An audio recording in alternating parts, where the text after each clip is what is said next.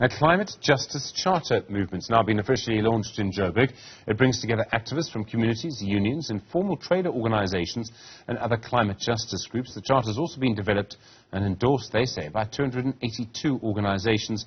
Although it hasn't been adopted by Parliament, the movement says they're hoping that it will be. Dr Vishwas Satgar is from the Climate Justice Charter movement, an activist there. Dr. Satgar, good evening and thank you for your time.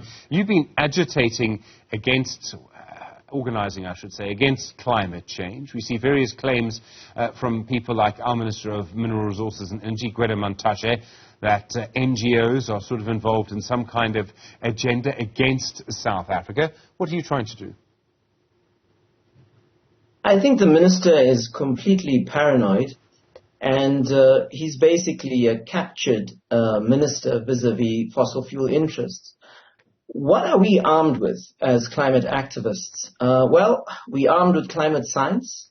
We are working with the leading climate scientists in the country. We've taken a document prepared by them to Parliament in 2020 when we handed over the charter to be adopted. That document underlines that we are one of 10 hotspots. We are heating at twice the global average. And now, with the most recent climate science, the prediction is that by 2034, we will overshoot 1.5 degrees Celsius globally, and we will be at 3 degrees. In other words, this is a looming catastrophe. So that's what we are armed with. We are armed with our Constitution and our rights, our right to a clean environment, Section 27, and our right to protest peacefully. And that's what we are armed with. We are also armed with deep, deep concern about the injustices. Now, you all know in South Africa, climate has arrived. We had the extreme climate storm in Cape Town. We've had storm surges. We had a historic drought. We've had too much rain in this country. Climate shocks are here. And so we are deeply, deeply concerned about that. So we are, if you like, not about upending the government, not about toppling any corrupt fossil fuel regime. We are about trying to mainstream the climate emergency in our society.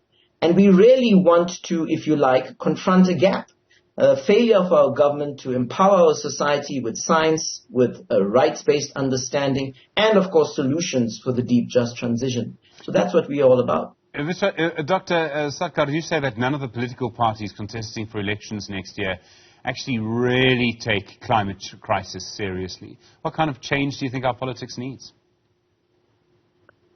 So yes, Stephen, I mean, we've looked at their manifestos in several elections, the last national elections, the local government elections, and we even invited them to a debate in 2020 when we handed over the charter, the climate science document, and a memorandum from communities.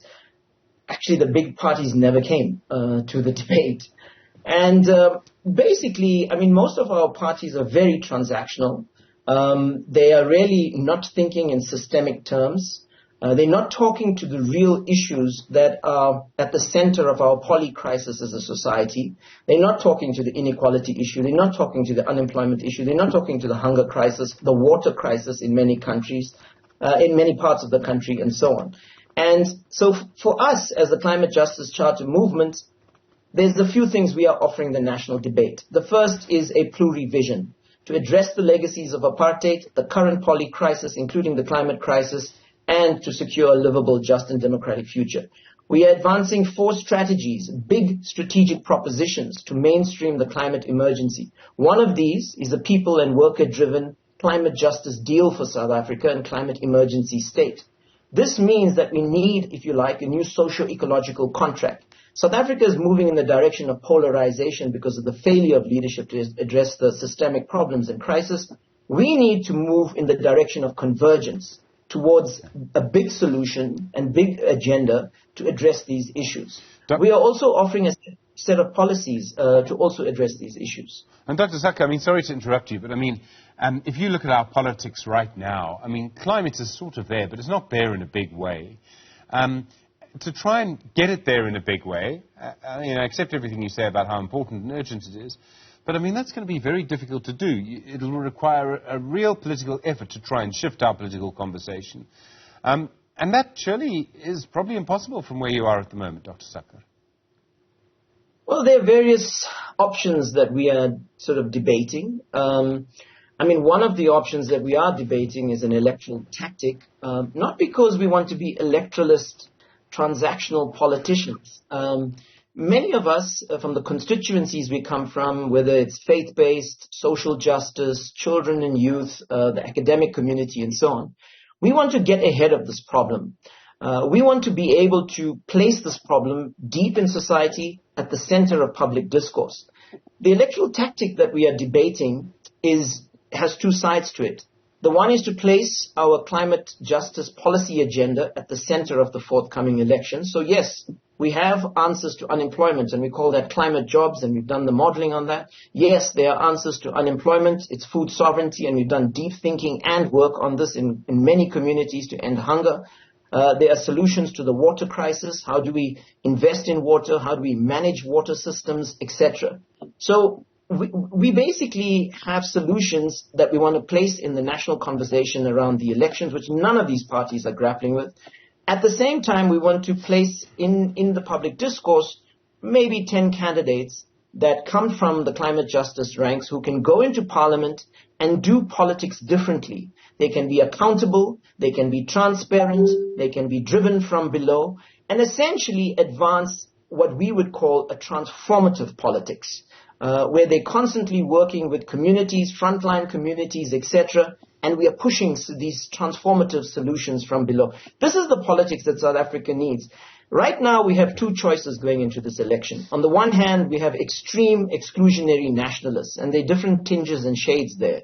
Whether they're xenophobic, whether they're Christian fundamentalist, whether they're exclusionary nationalists, South Africa just for Africans, for instance, or whether they just criminalize nationalists. The other choice we have are what I would call market liberals. Now, we've had a grand social engineering project in this country for almost 3 decades where we've globalized this country, we've marketized it, we've given inordinate power to corporations, and we are sitting in a deep crisis. Okay. So essentially, we have false solutions going into this, or false choices rather, going into this election. Dr. Vishwas Satgar, thank you. From the Climate Justice Charter Movement, really appreciate the time.